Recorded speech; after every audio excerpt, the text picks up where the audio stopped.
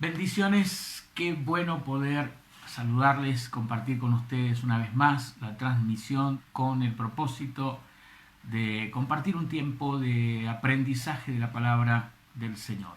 Qué bueno que es poder encontrar en la Biblia respuestas a muchas preguntas y también encontrar nuevas preguntas. Creo que el crecimiento espiritual tiene que ver con que a medida que vamos encontrando respuestas se nos van generando nuevas preguntas, preguntas que cada vez son más profundas, preguntas que cada vez son más amplias, porque uno nunca termina de aprender, uno nunca termina de ir dentro del crecimiento y el desarrollo, alumbrándose con la palabra del Señor. Y esta inagotable Biblia, esta inagotable colección de libros, esta biblioteca con tanta riqueza de todos los géneros literarios que hay en la Biblia. Usted va a encontrar todos los géneros literarios que existen, de narrativa, poesía, versos. Usted va a encontrar todo tipo de formas de escritura y de expresión. Las va a encontrar unidas por ese hilo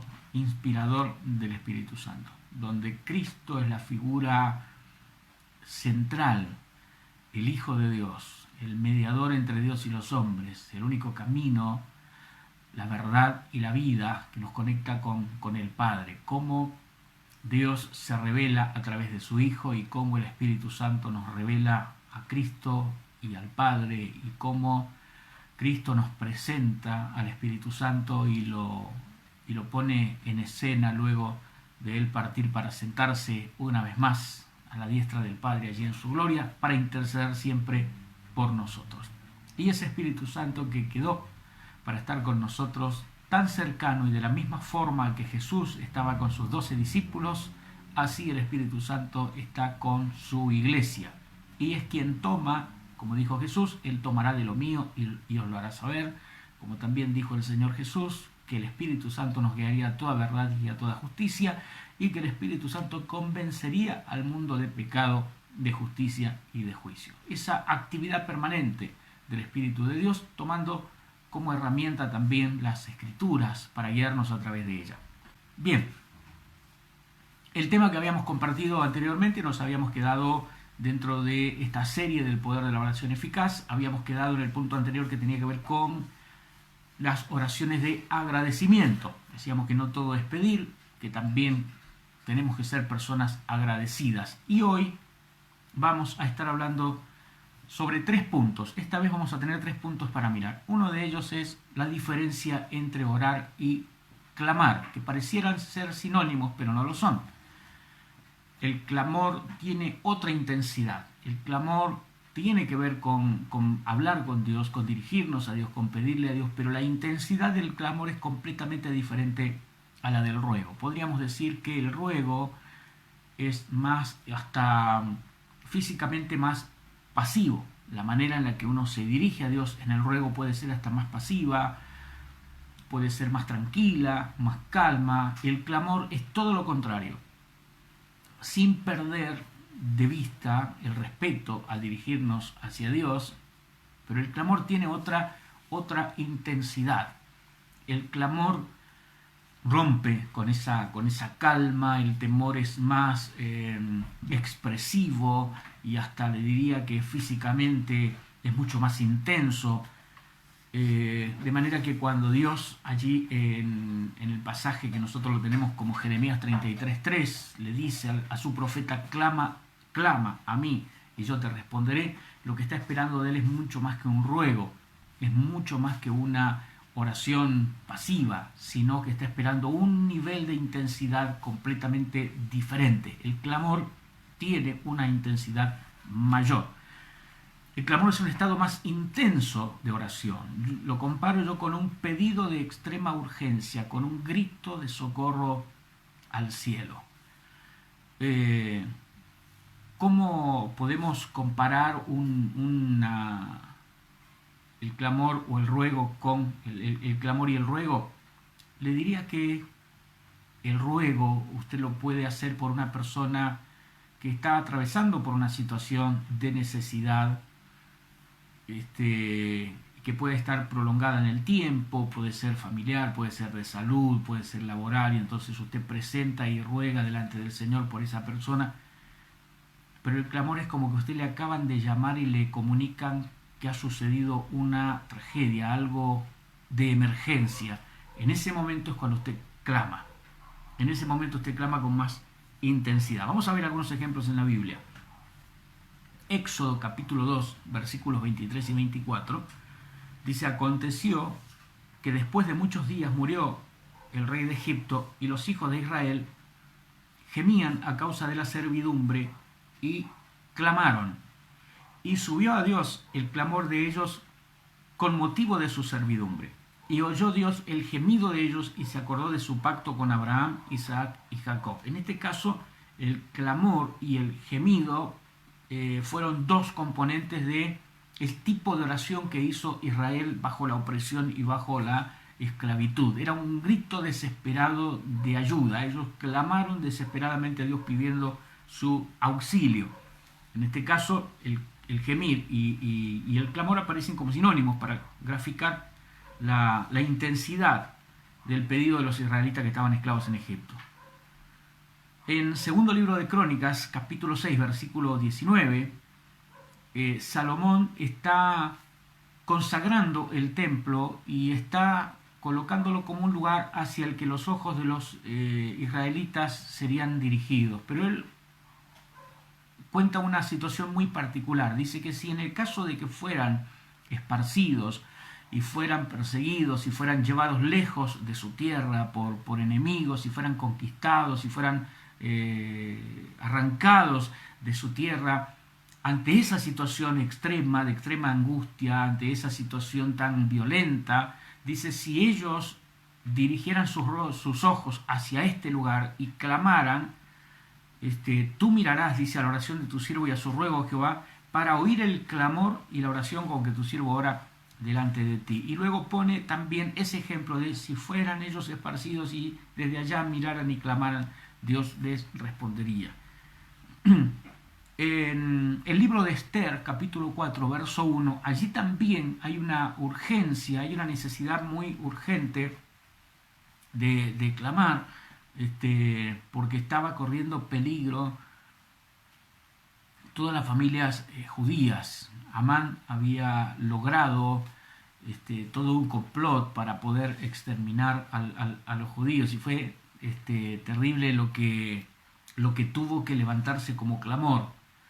Dice: luego que supo Mardoqueo todo lo que se había hecho, rasgó sus vestidos y se vistió de cilicio y de ceniza y se fue por la ciudad clamando con grande y amargo clamor. Yo diría gritaba, iba gritando su dolor, su lamento por las calles.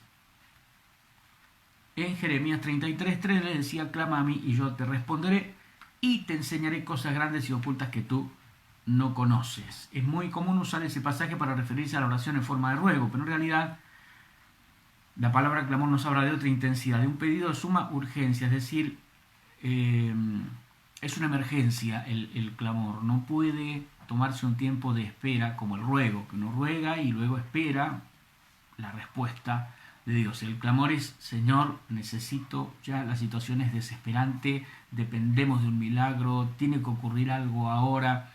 Es decir, una intervención inmediata, urgente del Señor, porque el peligro es inminente o porque la tragedia es muy fuerte. Entonces ya no es solamente un pedido. Quien clamaba de tal manera que llamaba la atención y lo quisieron hacer callar era Bartimeo.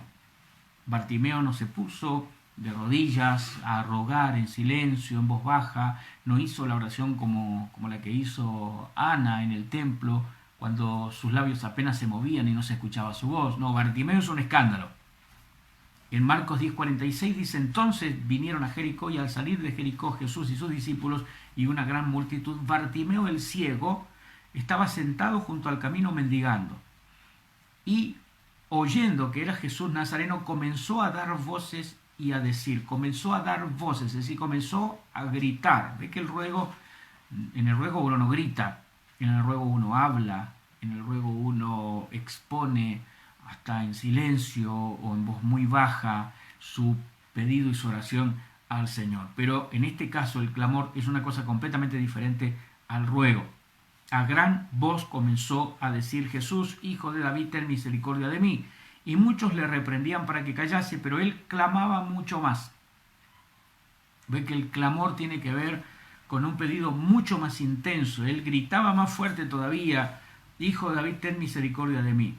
Entonces, conocemos cómo termina la historia. Jesús lo manda a llamar, le pregunta qué quiere que le haga, él le dice: quiero recobrar la vista.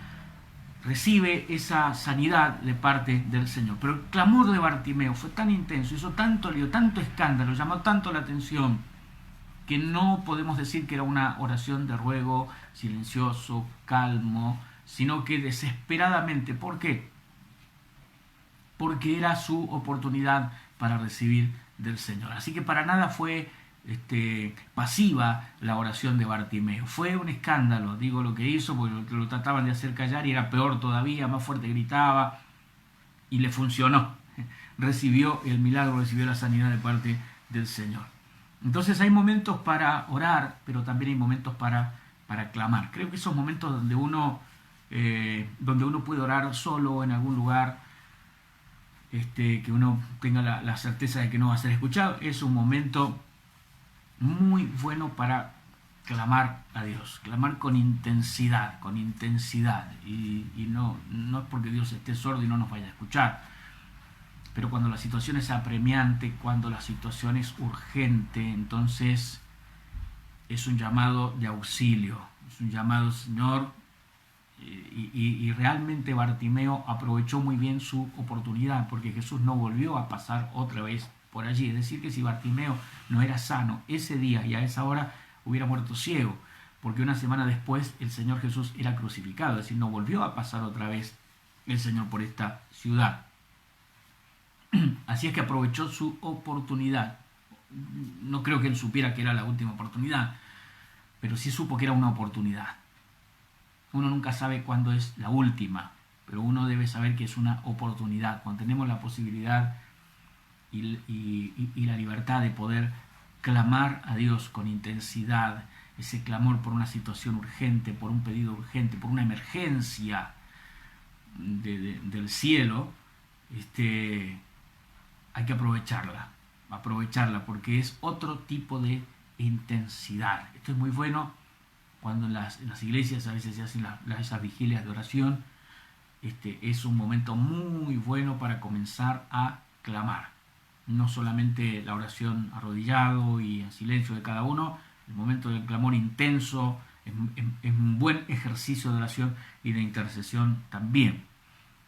Hay momentos para rogar, hay momentos para clamar. Y son dos formas diferentes de dirigirnos al Señor. Tiene que ver mucho también con el lugar a veces. Si usted está visitando a un enfermo y está internado y está en un hospital, no se va a poner a gritar al lado de la cama. Ahí va a tener que rogar al Señor. Pero en cuanto se queda solo en algún lugar donde no lo va a estar escuchando, haga todo el escándalo que quiera, porque en el clamor, así como Bartimeo, uno manifiesta la intensidad de su oración y de su clamor.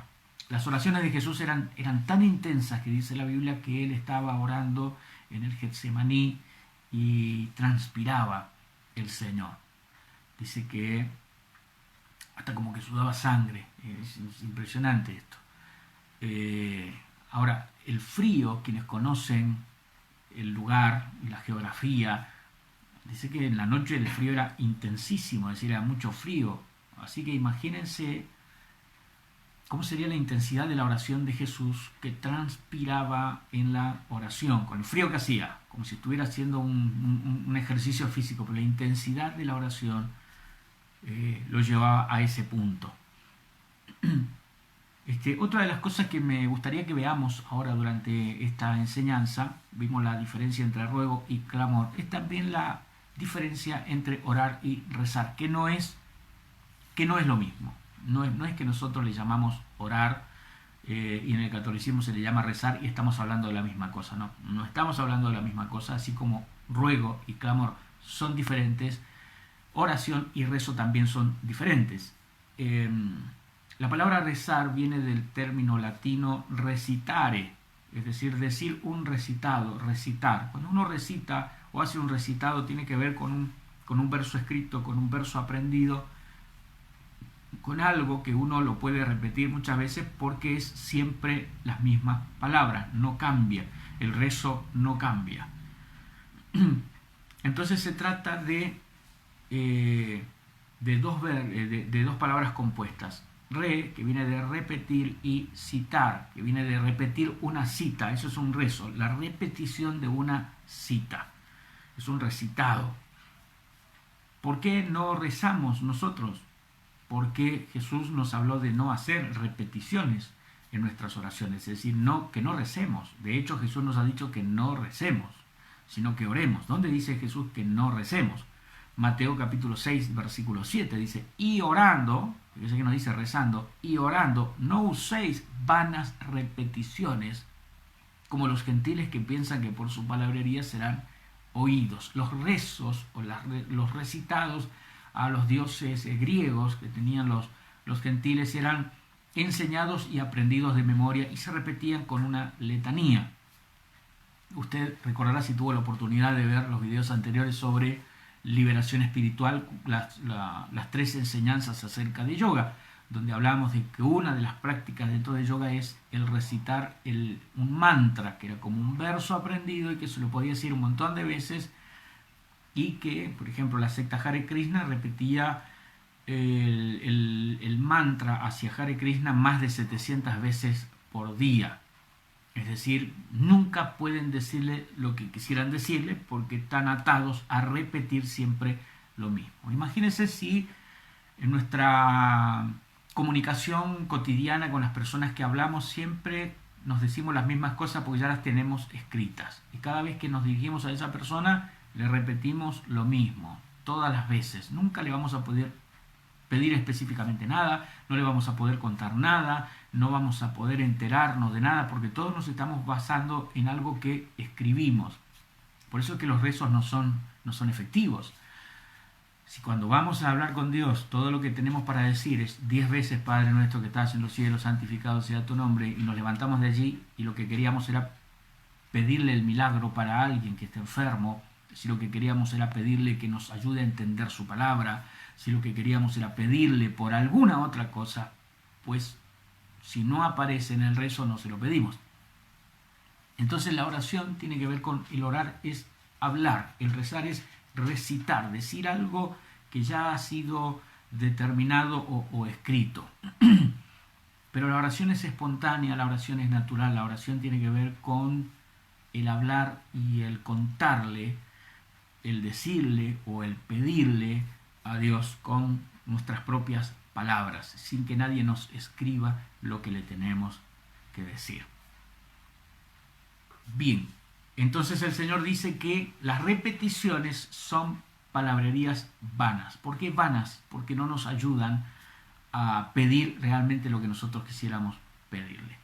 Imagínese usted que se escribe en un papel todo un protocolo de saludo y todo, y cada vez que va a la verdulería va y lee eso y se vuelve. Nunca va a poder comprar lo que fue a comprar porque en el papel no aparece lo que usted fue a pedir. Entonces, así como nosotros de manera natural nos comunicamos entre nosotros de acuerdo a lo que en ese momento tenemos para decir, en ese momento queremos expresar o prestamos atención a lo que en ese momento nos están diciendo, la oración es exactamente lo mismo, es un interactuar con Dios y no puede estar atado a algo escrito que lo vamos a repetir cada vez que hablemos con Dios.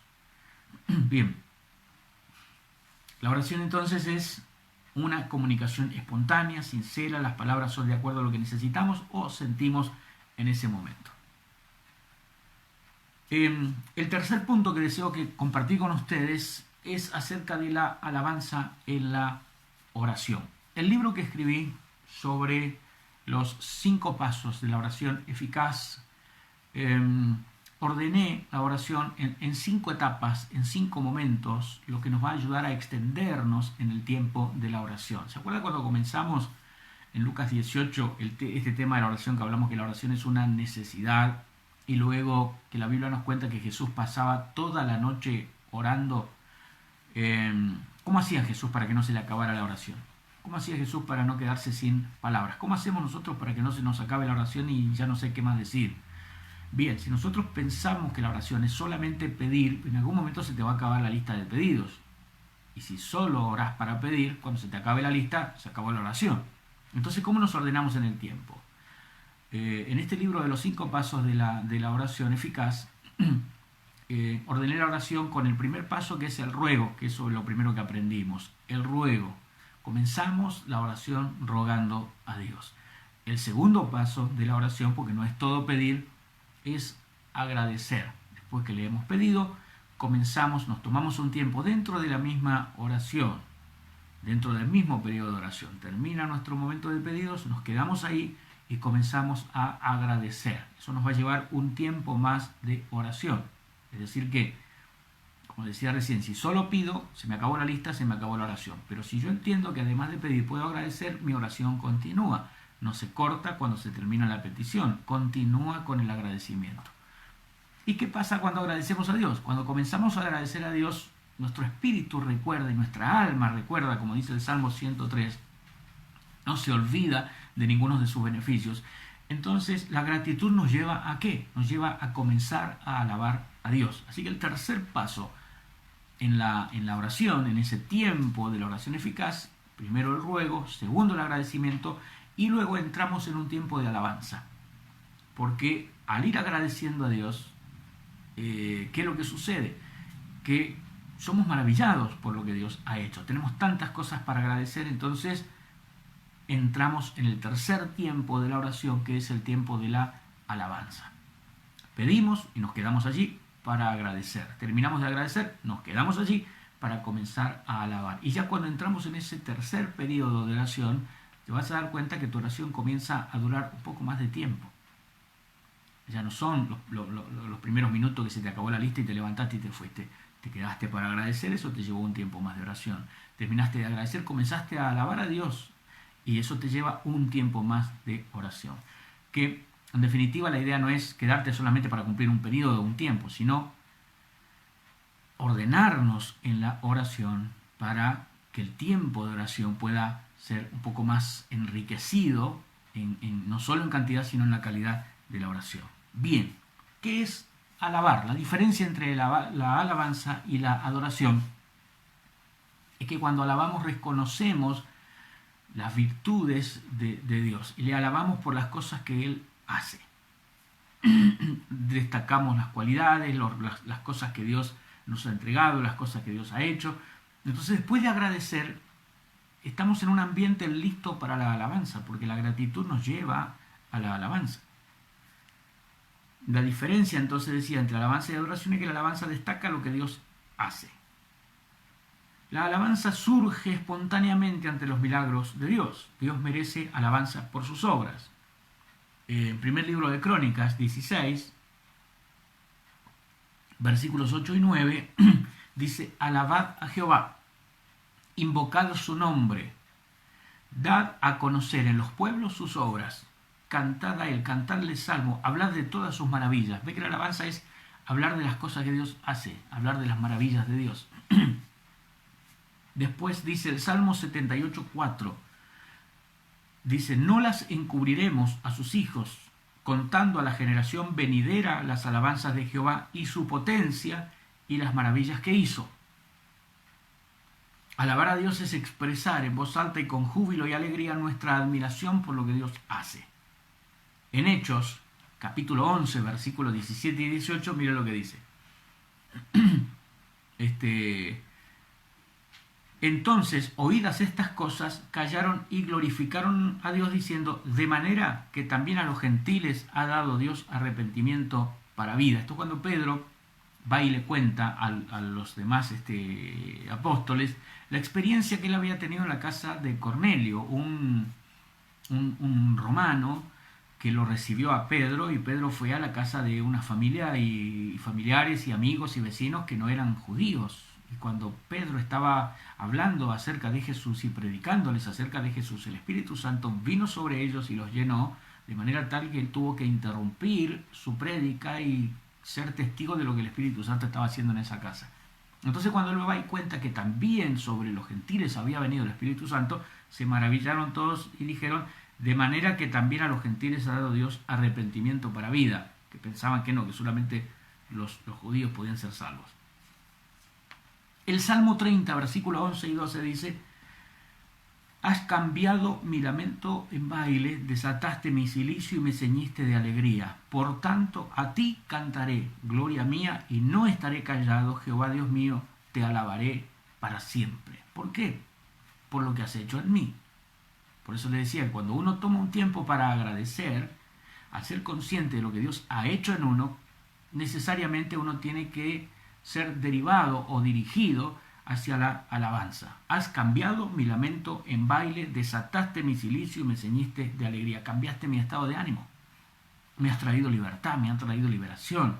Me siento bien, estoy completamente diferente a cómo me sentía. Por tanto, o sea, debido a esto, voy a cantarte, no estaré callado, te alabaré para siempre. La gratitud te lleva a la alabanza. A la gente que le cuesta alabar a Dios con sus palabras porque quizá todavía no ha cultivado lo que es el agradecimiento, el agradecer a Dios por todo. El Salmo 118, 21 dice: te alabaré porque me has oído y me fuiste por salvación. Te alabaré ¿por qué? Porque has escuchado mi oración.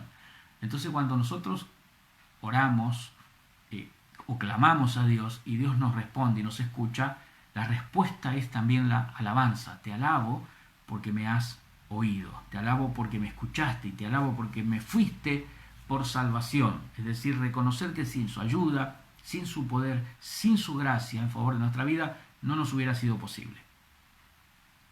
El Salmo 106, versículo 2, dice: aleluya, alabad a Jehová. ¿Por qué? Porque Él es bueno, porque para siempre es su misericordia.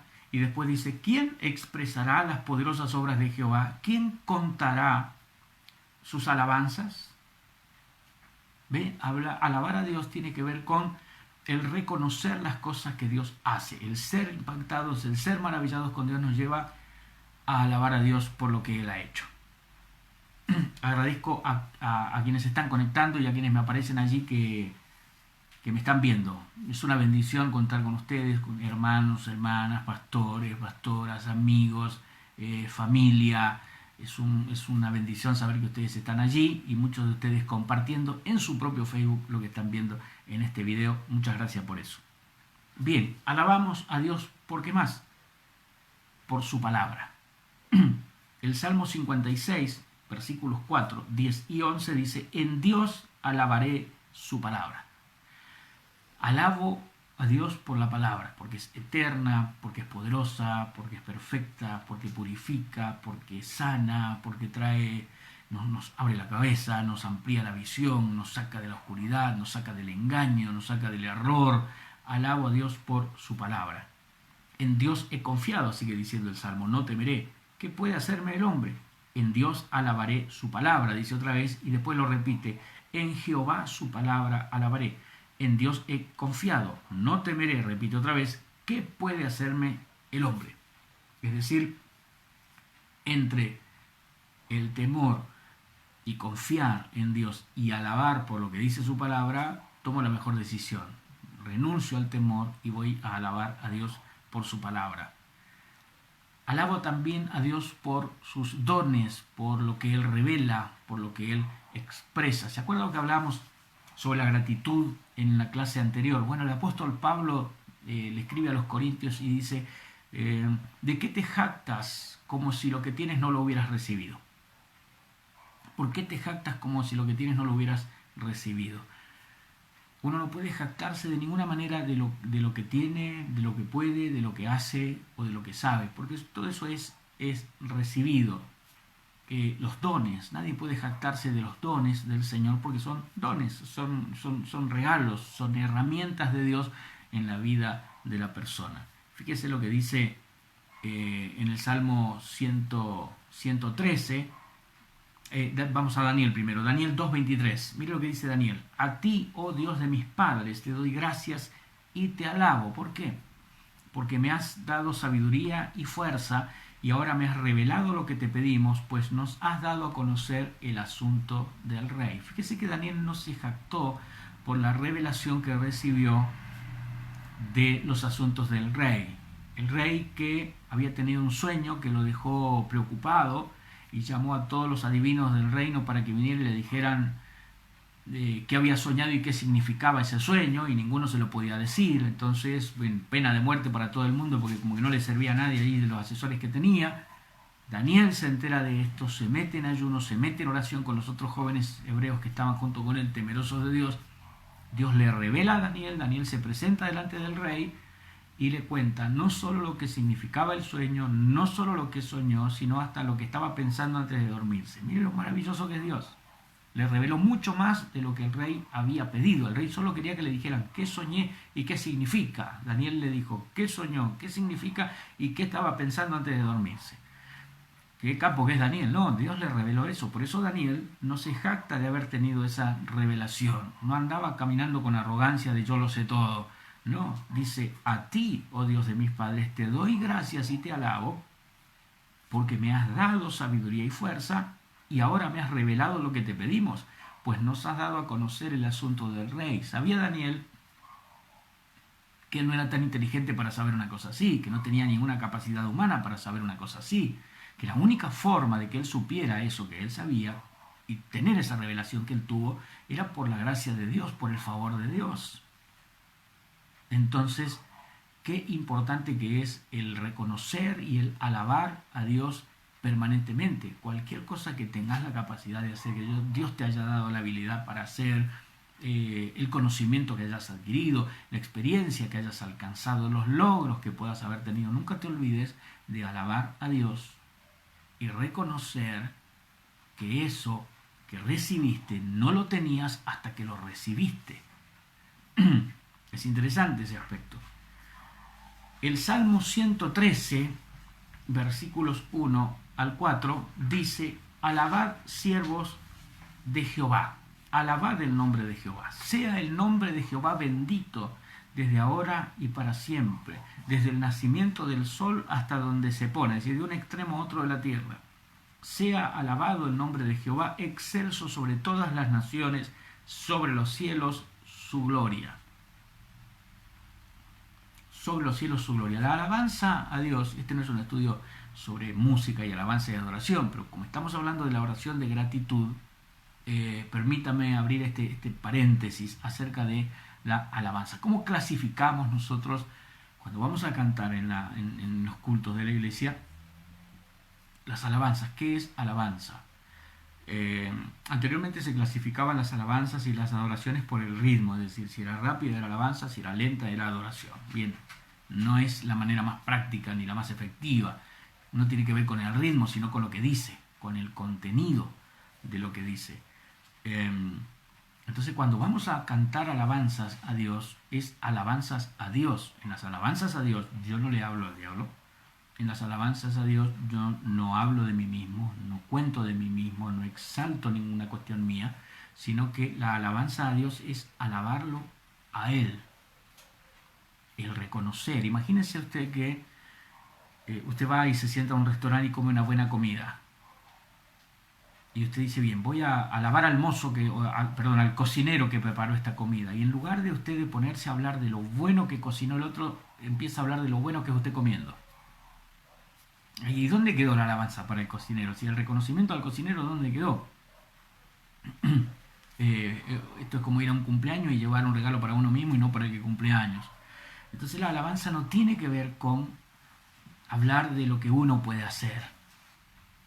Recuerdo que hace un tiempo se cantaba en las iglesias y se lo calificaba como alabanza una canción que decía: cuando esta iglesia te alaba, se desata desde el cielo tu poder. Dos cosas incorrectas. Uno, si voy a alabar a Dios no me puedo poner a decir lo que hace la iglesia. Tengo que alabar a Dios, no a la iglesia. Y segundo, se desata desde el cielo tu poder. El poder de Dios nunca estuvo atado y no lo voy a desatar yo con una canción mía. Es decir, si yo tengo que desatar a Dios cantando, Dios no es Dios. Entonces, además de estas dos frases que tenía incorrectas, estaba hablando acerca de la iglesia. Recuerdo que hace un tiempo también se cantaba una canción como si fuera un coro: toma tu maleta, Satanás. La alabanza no le habla al diablo, la alabanza no tiene que estar dirigida al diablo. La alabanza tiene que contar las maravillas de las obras de Dios. Y la alabanza tampoco tiene que contar lo que nosotros hacemos. Repitiendo el ejemplo de recién, si yo voy a reconocer y a alabar el trabajo del cocinero, lo que menos puedo hacer es ponerme a contar de lo bueno que soy yo comiendo la comida que me dieron. Bien, el Salmo 150 habla de alabarle a Dios con todo tipo de instrumentos, y es maravilloso esto también, tenerlo en cuenta los músicos y las iglesias con respecto al tema de la alabanza. Alabar a Dios en su santuario, alabarle en la magnificencia de su firmamento, alabarle por sus proezas. Mire todas las razones que nos da para alabarle. Y las cosas que deberían decir quizás nuestras canciones de alabanza, sus proezas, alabarle conforme a la muchedumbre de su grandeza, deberían hablar de la grandeza de Él, nuestras canciones de alabanza. Después dice alabarle a son de bocina, alabarle con salterio y arpa, alabarle con pandero y danza, alabarle con cuerdas y flautas, con címbalos resonantes, es decir, instrumentos de viento, instrumentos de cuerda, instrumentos de percusión, todo tipo de instrumentos. Creo que a veces la estructura nuestra de la alabanza contemporánea dentro de la iglesia ha reducido los grupos musicales en muchas iglesias por el estilo de alabanza y adoración más predominante de bandas o de cantantes referentes de la música cristiana. Es un estilo de rock pop. Entonces, digamos que los grupos de música o dentro de las congregaciones se ha reducido a lo que sería una típica banda de rock: teclado, bajo, guitarra, batería. Y nos quedan un montón de instrumentos, pero porque el estilo mismo quizá que hemos tomado como única forma de alabanza y de adoración en la iglesia nos lleva a la estructura de una banda de rock. Quizá en algún lugar le añadirán un saxo, en algún lugar una trompeta, pero quedan un montón de instrumentos que si alabáramos a Dios con todo tipo de estilos musicales, bueno, ahí entrarían un montón de instrumentos que quedan fuera por la estructura y el formato de alabanza y adoración contemporánea de la iglesia. Hay como instrumentos que no encajan ahí, entonces no se los puede tocar. Pero la idea es alabarle a Dios con todo tipo de instrumentos de percusión, instrumentos de viento, instrumentos de cuerdas, con címbalos resonantes, con címbalos de júbilo. Todo lo que respira, alabe a Jehová. La creación toda en su propio lenguaje y a su manera expresa su alabanza a aquel que le ha creado. Y es maravilloso como el salmista nos dice incluso que hasta los árboles, ese sonido de las hojas con el viento que nosotros escuchamos, el salmista dice que son árboles que dan aplauso a Jehová. Es como que estuvieran, a través del ruido de sus hojas, el chocar de sus hojas, como que estuvieran aplaudiendo al Señor. Y toda la creación alaba y exalta a Dios. Y como Él la creó y le dio vida a todo eso, vida vegetal, vida animal, vida humana, a todo lo que Dios le ha dado vida, por eso dice, todo lo que respire, alabe a Jehová, todo lo que tiene vida, cualquiera sea la forma de vida, Dios tiene la manera de conectarse con su creación y de entender lo que su creación le dice y de recibir la alabanza de todo lo que es creado, así sean los árboles, así sean los pájaros, así seamos nosotros. Todo lo que respira, todo lo que tiene vida, la ha recibido de Dios. Entonces, Dios se conecta con esa forma de vida que Él creó y recibe la expresión de alabanza de cada una de ellas. Es maravilloso.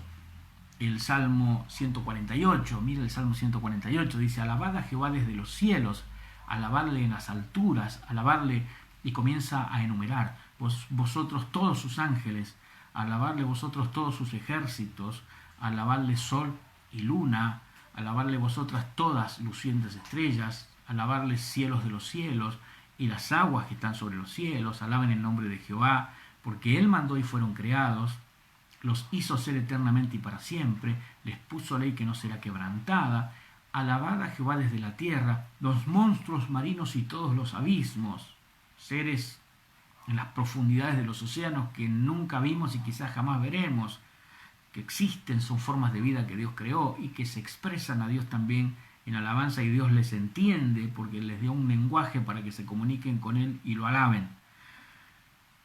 8. El fuego y el granizo, la nieve y el vapor, el viento de tempestad que ejecuta su palabra, los montes y todos los collados, el árbol de fruto y todos los cedros, la bestia y todo animal, reptiles y volátiles, los reyes de la tierra y todos los pueblos, los príncipes y todos los jueces de la tierra, los jóvenes y también las doncellas, los príncipes y los ancianos y los niños, alaben el nombre de Jehová, porque solo su nombre es enaltecido, su gloria es sobre toda tierra y cielos.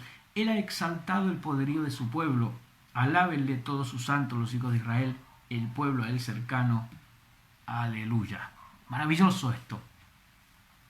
Entonces, dentro de nuestro tiempo de oración, pedimos en ruego o clamamos, depende de la circunstancia del momento, agradecemos y luego alabamos a Dios. Entramos en un tiempo de alabanza. La Biblia dice que Jesús pasaba noches enteras orando. No tenemos el registro de qué decía en esas oraciones, porque él se apartaba, se iba solo. Ahora, los discípulos solo lo veían, que él estaba orando, no escuchaban sus palabras. Pero de las pocas oraciones que quedaron registradas, una de ellas está en Mateo capítulo 11, versículo 25-26, y esa oración breve que queda anotada de la que dijo Jesús comienza con una alabanza. Fue una oración de alabanza, y él dice: Te alabo, Padre, Señor del cielo y de la tierra, porque has mostrado a los sencillos las cosas que escondiste de los sabios y entendidos. Otra versión dice: porque has revelado a los pequeños la cosa que escondiste de los grandes y de los sabios. Sí, Padre, porque así lo has querido. Te alabo, Padre. Mira, una oración de alabanza de Jesús. Bien, vamos a cerrar este espacio de transmisión con un tiempo de oración de alabanza.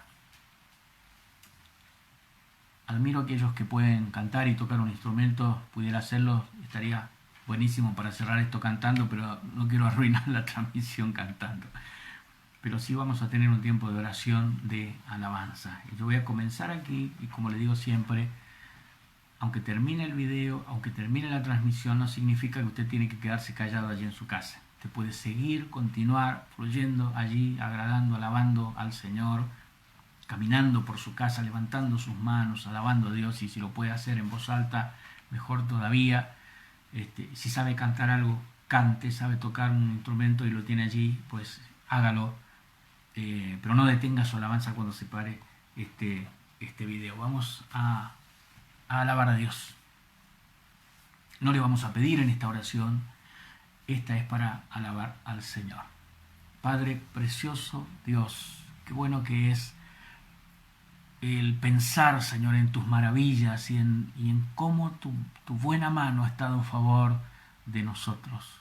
En cómo, Señor, nos has respondido y cómo te has fijado en nuestras necesidades y cómo aún sin que te hubiéramos pedido, Señor, moviste tu buena mano en favor de nosotros y has suplido nuestras necesidades y nos has hecho llegar tu bien, nos has hecho llegar tu provisión, nos has alcanzado tus recursos, nos has renovado las fuerzas, nos has dado una salida, has aclarado nuestra mente, nos has ayudado, Señor, has intervenido en nuestras vidas para bien, nos has beneficiado con tu intervención, Señor, directa o a través de personas que has usado. Te damos gracias porque incluso, Señor, has levantado a otras personas para que clamen y oren en favor de nuestras vidas. Has usado personas que quizá ni siquiera conocíamos y los has puesto a orar por nosotros y les has puesto una carga, una inquietud de clamar o de interceder en favor de nuestras vidas. Gracias porque has movido a otras personas, Señora, a suplir necesidades del momento, a abrir su mano, a acompañar, quizá a través de una palabra o de un llamado de teléfono o de un mensaje, pero siempre has estado interviniendo en favor de nuestras vidas. Y te alabamos, Señor, te alabamos y te reconocemos por todo lo que has puesto en nosotros, por todo lo que sigues agregando.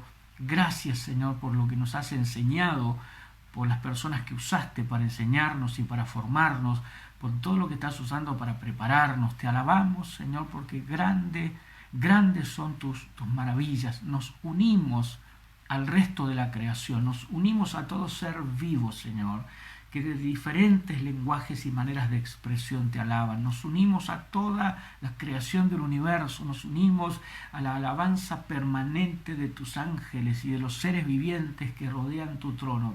Te alabamos, Señor. Te alabamos. De verdad reconocemos tu grandeza, reconocemos tu señorío por sobre todo, Señor maravilloso. Queremos vivir en un ambiente de alabanza continua. Te pedimos perdón, Señor, en esta alabanza. Lo único que podemos pedirte es perdón por nuestras palabras de reproche o de quejas o de ingratitud que muchas veces podemos haber dicho, pero las reemplazamos con palabras de alabanza y te damos muchas gracias una vez más, Señor. Te reconocemos y reconocemos tu ayuda en todas las cosas, en lo que vemos, en lo que no vemos, incluso en cosas que ignoramos. Te alabamos, Señor, te alabamos y no podemos otra cosa que rendirnos a la evidencia de tu grandeza, Padre, en el nombre de Jesús. Muchas gracias, Señor. Amén.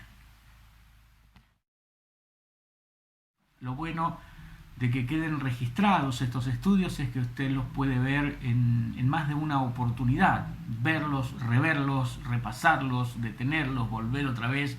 Si algo no entendió, no escuchó con claridad, lo puede ver otra vez, lo coteja usted y lo compara con una Biblia allí a su lado, toma notas.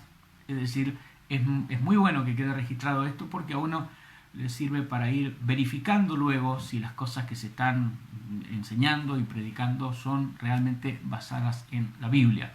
Es muy bueno eso, no me molesta que me pregunten, que interroguen sobre los temas o que incluso que puedan cuestionar algunos de los puntos que puedo llegar a tocar, porque me da la oportunidad de fundamentarlo mucho más todavía y de argumentarlo mucho más ampliamente todavía con los pasajes de la Biblia.